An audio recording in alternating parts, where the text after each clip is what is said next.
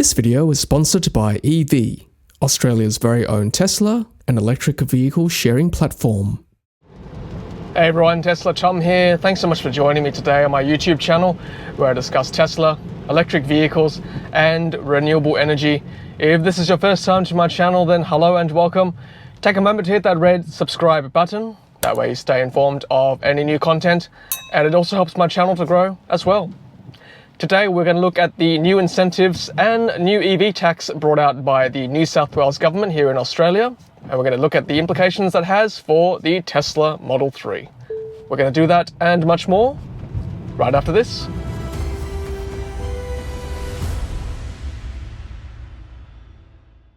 So if you've been thinking about getting an electric vehicle for a while, but not sure about taking the plunge, you've got questions like how long does it take to charge? Does it have enough power? Can I take it for a road trip? Then I suggest you look at ev.com.au, Australia's very own Tesla and electric vehicle sharing platform.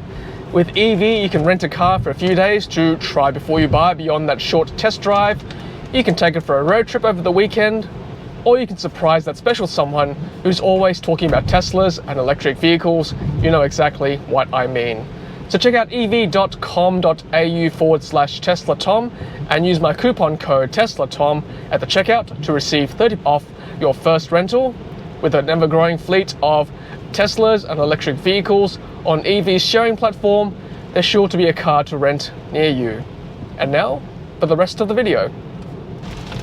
Welcome back everyone, and overnight the New South Wales Government has announced a raft of changes designed to incentivise electric vehicles here in New South Wales, my home state, currently driving here in Sydney, Australia. As of 1st of September, these are the changes. So, there will be no stamp duty payable on electric vehicles under $78,000. There will be a $3,000 rebate on electric vehicles under $68,000, and that includes fuel cell hydrogen vehicles as well as plug-in hybrid electric vehicles. There will also be allowances for electric vehicles to use T2 and T3 carpool lanes, or transit lanes we call it here in New South Wales. There will also be $170 million poured into the economy to allow for installations of DC fast chargers on our major highways so that there is a minimum of 100 kilometers between each charger. So that'll help out with electric vehicles going on road trips. And also in Sydney, there'll be DC fast chargers every 5 kilometers along major arterials. And that is supposedly going to help people who with no off-street parking, for example, those living in apartment buildings. Now the key year is 2027, which is in 6 years' time. So by 2027, there will be a road tax, very similar to Victoria's road tax currently, which is coming in on the 1st of July. But in New South Wales, this road tax will only come in on the year 2027. And that's to encourage uptake first before the road tax comes in. Either 2027 or 30% uptake of electric vehicles in our fleet, whichever is sooner. And by road tax, I mean a 2 cents per kilometre charge on electric vehicles and a 2.5 cents per kilometre charge on plug-in hybrid electric vehicles. Now 30% of our fleet in New South Wales, and by the way, this is new car sales, 30% is basically 120,000 cars. Because currently, well, as of 2017, so this is data from 4 years ago, there were 400,000 new car sales in New South Wales alone. Which means that by 2027, which I'm hoping, there will be 120,000 new car sales in New South Wales. Hopefully higher. I don't mind if it's higher, it means that road tax will come in sooner, but higher is good, more electric vehicles is good. So that's really good news for those of you who are wanting to buy an EV, because it means that as of 1st of September, if you're buying an EV that's less than $68,000, you'll be entitled to a $3,000 grant, and you won't have to pay stamp duty as well on a vehicle that's less than $78,000, which is great. So let's take a look at what this incentive actually means for a vehicle that's under $68,000.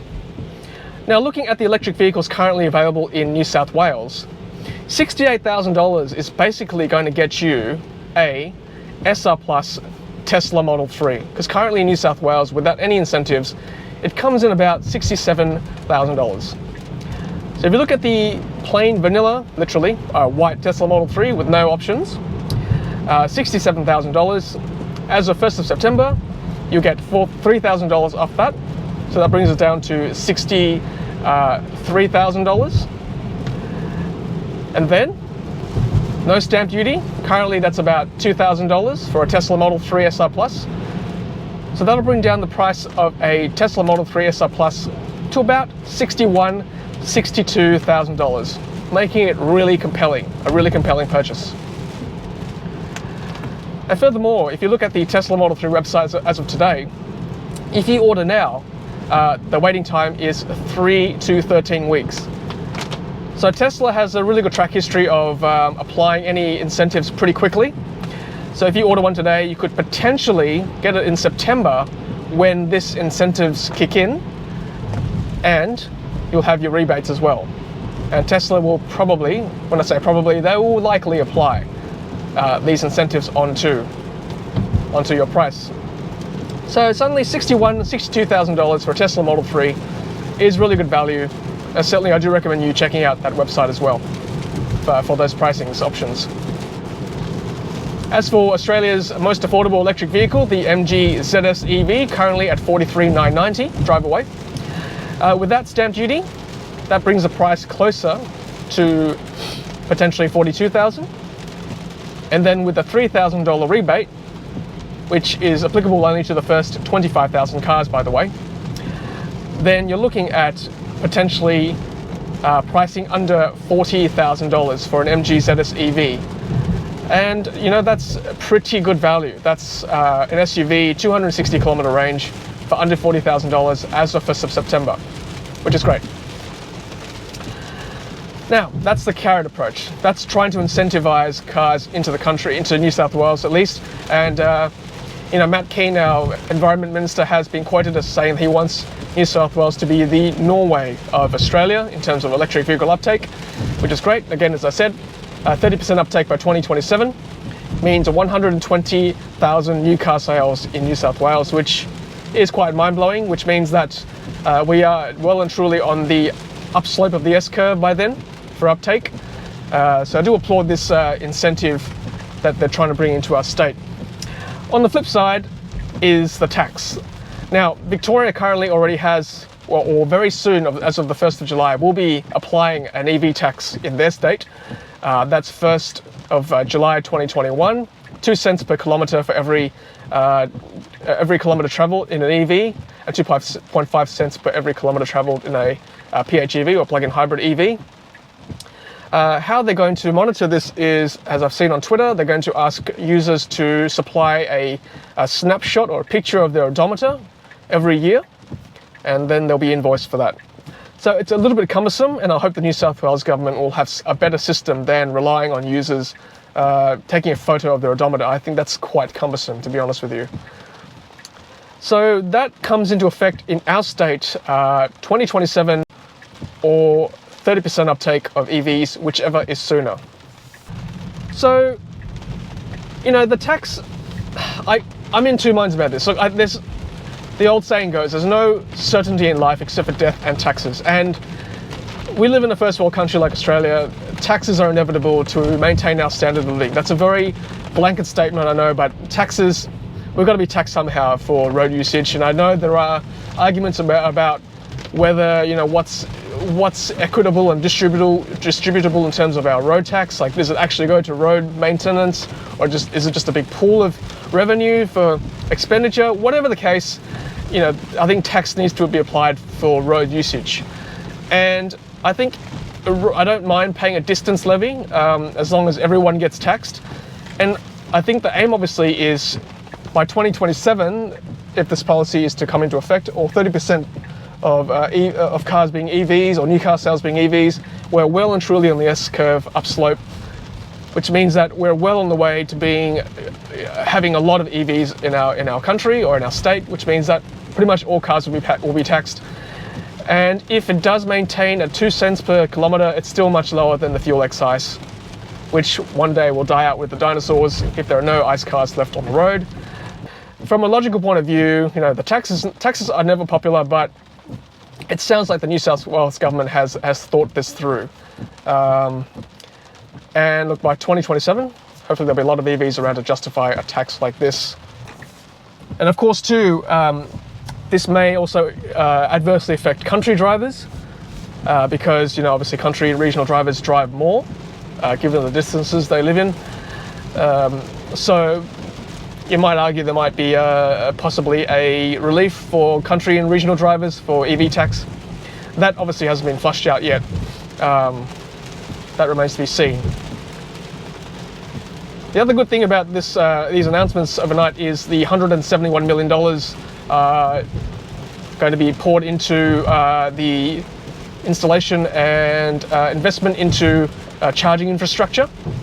As I said before, they're hoping to have an EV or a DC charger, which is the fast charger on major highways in New South Wales, spaced at least 100 kilometres apart. And that should alleviate most range anxiety issues, and also the fact that currently, because our chargers are probably spaced about 200 kilometres apart now, with different third-party chargers like NRMA, ChargeFox, EV, even Tesla chargers, at 200 kilometres apart, there's still a little bit of range anxiety for some people because, for example, some of the NRMA chargers, there's only 1 or 2 at each point. If someone's using it, then you've either got to wait or drive on to the next one, and there's no guarantee that'll be freed up as well. So having them 100 kilometres apart is a bit better, and hopefully with the government putting in charges, third-party chargers will follow suit, and as well as giving drivers more options as well in that location. And as well as in Sydney, they're hoping to have EV chargers or DC fast chargers spaced 5 kilometres apart for major arterials. So for example, on the road I'm travelling now, which is the Harbour Bridge, which is going to become the Gore Hill Expressway on the North Shore, 5 kilometres apart is welcome, because certainly in high density areas with a lot of apartments, having a DC fast charger nearby will be handy to fuel up or to charge up for those who don't have the option of having a garage or a carport to install a home charger, for example. So that's very welcome news, certainly. Alright guys, well that is my summary of the announcements by the New South Wales Government overnight. In summary, once again, no stamp duty payable on electric vehicles under $78,000 up to 2027, by which stage there will be no stamp duty on all electric vehicles. There'll be a $3,000 incentive for all electric vehicles under $68,000 for the first 25,000 sales. These changes come in as of the 1st of September 2021. There'll be a EV road tax implemented as of 2027, or when uptake goes up to 30%, whichever is sooner, as well as $170 million in investment in EV infrastructure into New South Wales. And also something about incentivizing companies to start mining lithium, cobalt, nickel, all these minerals we have in the ground in our state to help with the transition and the electrification of our fleet as well. The other thing is, I'm not sure whether this applies to non-cars, like motorbikes, buses, larger vehicles, commercial vehicles. I haven't actually seen any official paper yet from the New South Wales Government. I'm still looking for that. These points I've taken from 3 main articles: the Sydney Morning Herald, The Driven, as well as the Guardian newspaper. So I'll leave the links to those papers in the description below. Alright guys, well that is my video for today. Obviously a hot topic at the moment. I certainly want you to leave a comment about your thoughts on this carrot and stick approach by the New South Wales Government with regards to incentivising electric vehicles, as well as applying a tax to the fleet as well in coming years. I'd love to hear your thoughts, and I'm sure there'll be a lively discussion from here on in online as well. Alright guys, stay safe. If you enjoyed this video, please give it a thumbs up, really appreciate that. And of course, subscribe if you have not done so already yet. And until the next video, stay safe, and as always, happy charging.